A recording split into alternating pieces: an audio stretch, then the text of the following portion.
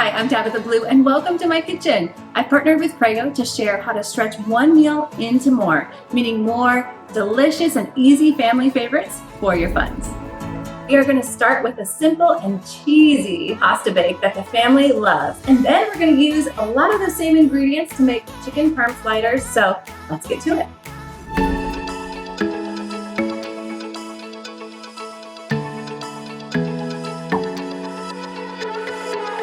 So what I love about this pasta bake, it's easy to put together. I can also buy the ground beef in bulk at Sam's, which saves us money, and then I can use some of it here, and then I have sauce and meat that I can use to make another dish. So there's so many ways to just stretch those meals. I'm gonna add this onion and garlic right to the ground beef that's cooking right now. The great thing is we are stretching and getting multiple meals out of one shopping trip to Sam's, and it's meals the whole family likes.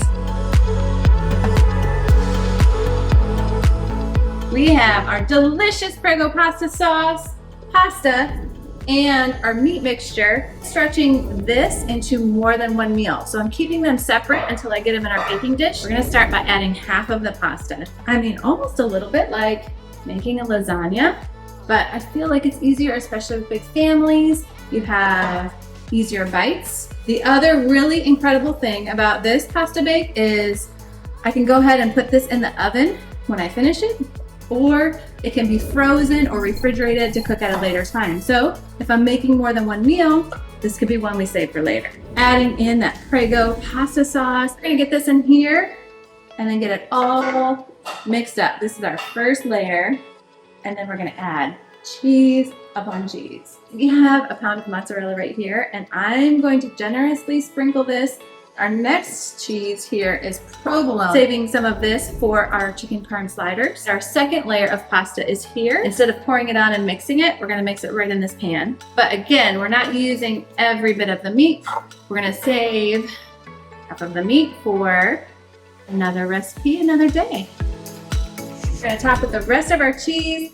Like I said, I'm gonna go ahead and get this in the oven. We're cooking at 350 degrees for about 30 minutes. Get it all ooey gooey, melty, and delicious. And then just top with some chopped up parsley. If you have it, you can add a little bit of Parmesan on top as well. Like I said, just get all those cheeses in there. Let's get this cooking. While that's cooking, we are gonna get started on our chicken parm slider. Now for this, we're gonna use some dinner rolls. You can use sweet rolls, and we're not separating them. We are just slicing these in half. What we're gonna do is start with the bottom half of our rolls on a sheet pan. We're just gonna put these aside. Now we have our provolone sliced cheese that we used in our last recipe. We're gonna go ahead and give this a nice thorough coating. While our pasta is baking in the oven, we're actually gonna put this in the oven for just a couple minutes to get that cheese melting. We also are using chicken tenders. We picked those up at Sam's as well. We have our Prego sauce from our last recipe. Provolone cheese worked with both of our recipes. So we have a good coating of that Prego sauce on top of our provolone cheese, on top of the bottom of our rolls. And now we're taking our cooked, we did cook these already, chicken tenders. And we're gonna go ahead and line these up right on here.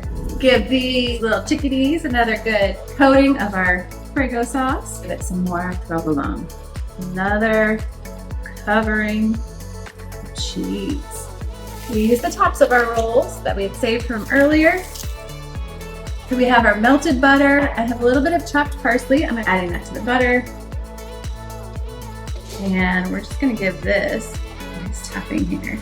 We have a little bit of Parmesan cheese. 350 degrees for about 20 minutes. We're ready to slice and serve. I love how just a few simple ingredients can make multiple meals. It makes meal planning easier, prepping for your family easier. You can get more meals done in less time, spend more time with your family. So thank you so much for joining me in my kitchen. I know as a big family, we like stretching our meals, and I hope this gave you some ideas to turn one meal into quite a bit more. All right, who's ready to eat?